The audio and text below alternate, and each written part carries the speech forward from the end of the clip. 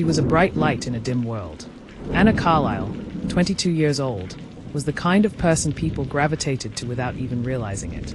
A psychology major at Eastwell University, she had a calm presence that made even the most anxious feel at ease. Her professors called her gifted, her friends loyal, and her family irreplaceable. Anna had dreams, big ones. She wanted to work in criminal profiling, blending her academic skills with a deep sense of empathy for victims. She loved hiking, painting, and her golden retriever, Marlowe. She wasn't just smart, she was warm, engaging, and intuitive. In the fall of her senior year, Anna began chatting online with a man named James Elroy. They met in a psychology subreddit, where he commented insightfully on one of her posts. Their exchanges grew frequent. Messages became phone calls, and phone calls turned into in-person dates. At first, James seemed perfect. He liked everything she did: true crime documentaries, hiking trails, indie music. He knew how to listen. He paid attention to every word she said. He even claimed to be a writer, fascinated by the criminal mind. "Like you," he'd say. "We think the same." Her friends noticed she was falling fast. Too fast. But Anna had always trusted her gut, and James hadn't raised any red flags, yet. But as weeks turned to months, Anna became distant. She dropped group hangouts, skipped class occasionally, cancelled a weekend trip with her sister at the last minute. When asked, she'd just smile and say she was tired. What no one knew was that James had started to question her every move. He wanted to know who she was texting, where she was going, and why she hadn't responded quickly. He wasn't violent, just concerned. At least, that's how he framed it. Anna began keeping things to herself, not because she was hiding, but because she didn't want to be judged. "You don't know him like I do," she told her roommate after a minor argument. "He just loves hard." Then, one quiet October evening, Anna vanished. She was supposed to have dinner with her sister, Megan, but she never showed. Calls went unanswered. Messages were read but not replied to. Marlowe, her dog, was left alone in the apartment, something Anna would never do. Within 48 hours, a missing persons report was filed. Flyers flooded campus. Friends retraced her steps. Police canvassed neighborhoods and questioned anyone close to her. But James Elroy, her new boyfriend, was nowhere to be found. Police were initially slow to act. A 22-year-old adult had the right to disappear if she wanted. But Anna's family pushed back. She wouldn't do this, her father insisted. She had plans. She had a life. Investigators checked her apartment. Nothing looked out of place. No signs of a struggle. But her laptop was gone. So was her notebook. Marlowe sat in the corner, restless and whining. Detectives pulled surveillance footage from the university library, Anna's last known location. Around 6:52 p.m., she was seen walking out of the building, holding her phone and smiling.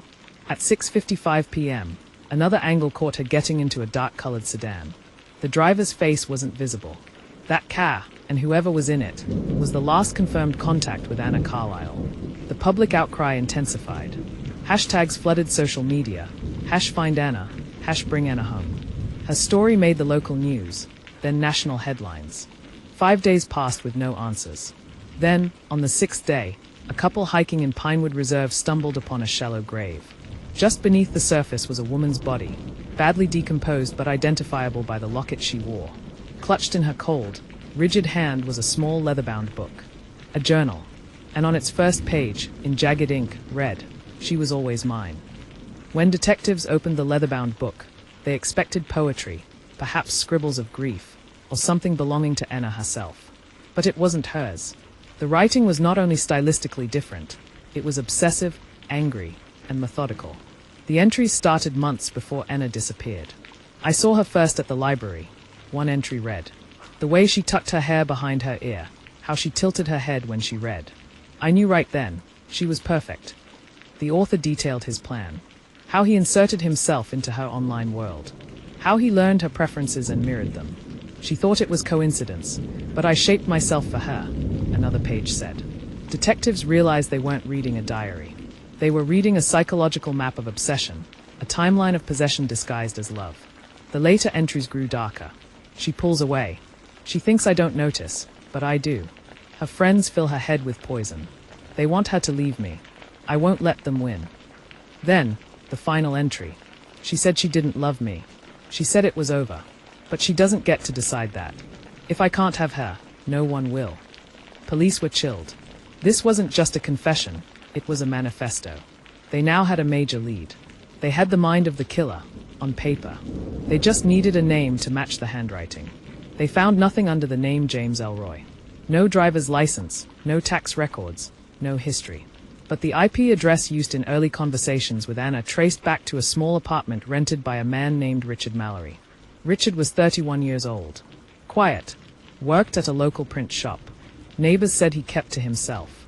But one remembered seeing Anna visiting once, or someone who looked like her. Police obtained a warrant.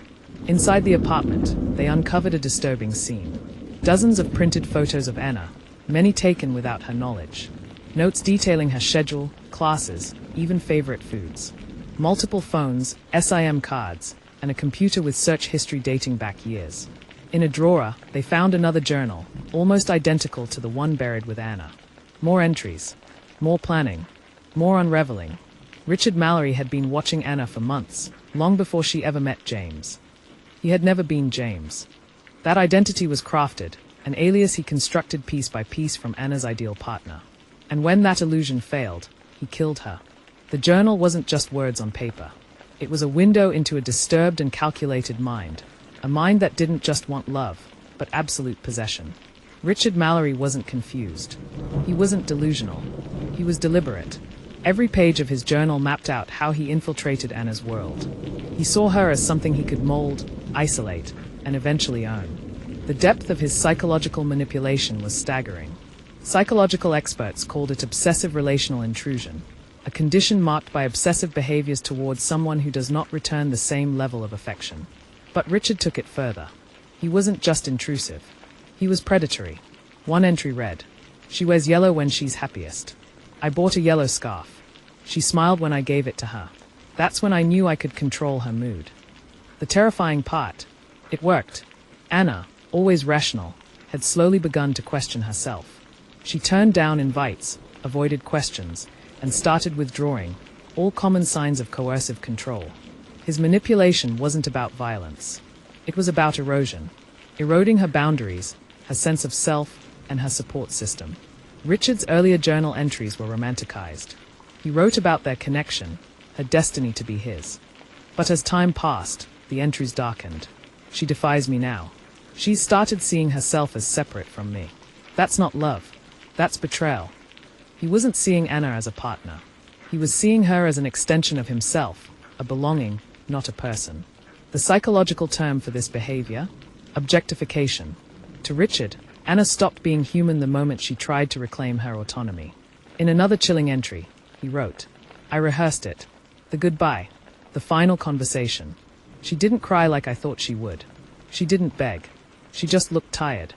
Investigators believe that entry was written within hours, maybe even minutes, of her death. It was clear, the murder wasn't impulsive. It was planned, just like everything else. The journal even included GPS coordinates, photos of secluded areas, and lists of supplies. Anna's murder wasn't an act of passion. It was the climax of a psychological campaign. He didn't just want to silence her. He wanted to write the ending himself. And so, when detectives asked experts to review the journal, the consensus was unanimous. Richard Mallory was fully aware of what he was doing. He was not insane. He was strategic. If I can't have her, no one can. She'll always be mine, body and soul. That was the last entry. Written in heavy, smeared ink. Investigators believe it was written after he buried her. But Richard wasn't done. In the same drawer where they found the second journal, police also uncovered a flash drive. It contained recordings, hours of audio, where Richard monologued about Anna, their future, and what he described as the final sacrifice. In one file, he whispered, "I think she knew. Not what I was going to do, but that I had already taken everything from her. And maybe, she was glad it was ending." Even experienced officers left the room in silence after hearing that. It was no longer a question of if he did it. The question now was how the justice system would respond to such a disturbingly intimate blueprint of murder. And Richard, he remained calm, almost proud, as if every step, every word, was part of a story only he believed he controlled. On the morning of his arrest, Richard Mallory was doing something completely ordinary, buying milk and cereal at a convenience store. Surveillance footage showed him calmly placing items on the counter, chatting with the cashier. No nervousness. No signs of guilt. When officers approached, he didn't run. He didn't fight. He smiled. "What's this about?" he asked, as handcuffs clicked into place. Detectives brought him in on a preliminary charge of identity fraud, tied to his use of the alias James Elroy. But they had more. Much more. Fingerprints from the journal. GPS records placing his car near Pinewood Reserve the night Anna vanished. And most damning, the journal itself. Still, Richard played dumb. "I don't know any Anna Carlisle. You have the wrong guy." When asked if he recognized the journal, he leaned back in his chair and gave a tight-lipped smile. "Looks like someone's been writing fan fiction." Interrogators noted how he seemed entertained, like he was watching a show, not being accused of murder. But the evidence was overwhelming. Forensic teams matched ink from the journal to pens found in his apartment. Soil from his car tires matched the burial site. His online search history included chilling queries. How deep to bury a body to avoid smell? What kind of poison mimics cardiac arrest? Can text be traced after phone is destroyed? And then came the voice recordings. They were the final blow. In one, he murmured, "She's gone now. It's quiet. I thought it'd feel sad. But it doesn't. It feels complete." Detectives confronted him with the audio. His face changed. No longer amused. No longer smug. For the first time, uneasy. "That could be anyone," he said. But it wasn't. Voice matching software confirmed it. And more damning still, Anna's name was spoken. Clear as day. In Richard's voice. "Anna Carlisle. I did this because I loved you." There was no longer any doubt. Charged with first-degree murder, aggravated stalking, and identity fraud, Richard was held without bail. And the prosecution prepared for a trial unlike any other, where the star witness was the killer's own words. Meanwhile, Anna's family faced the painful reality that her final moments were not only planned, but recorded. And buried with her. The journal had been meant as a secret tombstone, a final claim over her. Instead, it would become the loudest voice in the courtroom. One that Richard could no longer control. The trial of Richard Mallory began 6 months after his arrest, and from the start, it was clear this would be no ordinary court case. The centerpiece of the prosecution's case wasn't DNA or eyewitness testimony, it was the journal. The same leather-bound volume buried beside Anna, now entered into evidence as Exhibit A. Prosecutor Lauren Redford stood before the jury holding the journal with gloved hands. "This," she said, "is not just a collection of thoughts. It's a confession, a plan, a window into the mind of a man who thought if he wrote his truth, he could own hers forever." Each entry was read aloud. Jurors listened in horror as Richard's thoughts unraveled in real time. "She should have seen me," one entry read. "She should have loved me."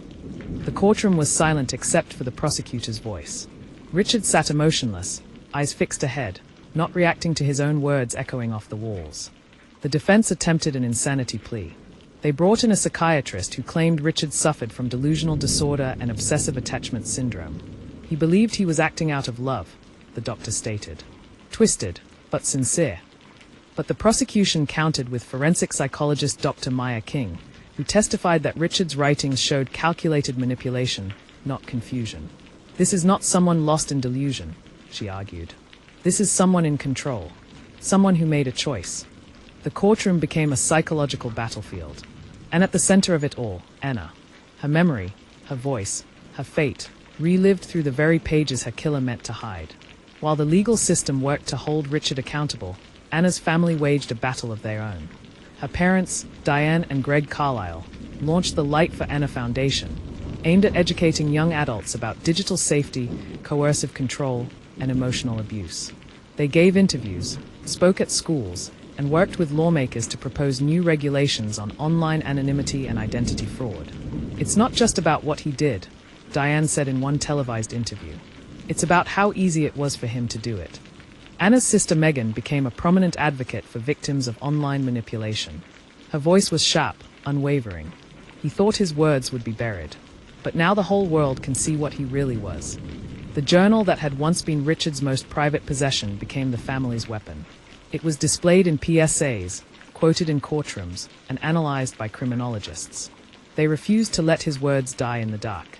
As the trial continued, the foundation grew. Survivors reached out. Lawmakers listened.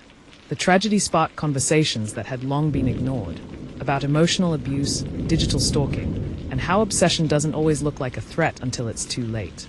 After 6 weeks of testimony, 36 witnesses, and nearly 100 exhibits, the jury deliberated for just 7 hours. Guilty, on all counts: murder in the first degree, premeditation, aggravated stalking, use of deceptive identity in commission of a crime. As the verdict was read, Anna's mother wept. Megan held her father's hand. Richard remained still, expressionless, his journal sitting closed in front of him. Judge Franklin Cortez delivered the sentence: life in prison without the possibility of parole. "Mr. Mallory," he said, "your journal is a monument to your cruelty. It may have been your confession, but it is also your prison." The case sent shockwaves across the country. Colleges reviewed online safety policies. Dating apps introduced new verification protocols. Media outlets covered the psychological tactics outlined in the journal, warning others to recognize the signs. But for those who knew Anna, the changes came too late. Anna Carlisle's story could have ended in silence. Her voice could have been buried alongside her truth lost in the soil of Pinewood Reserve.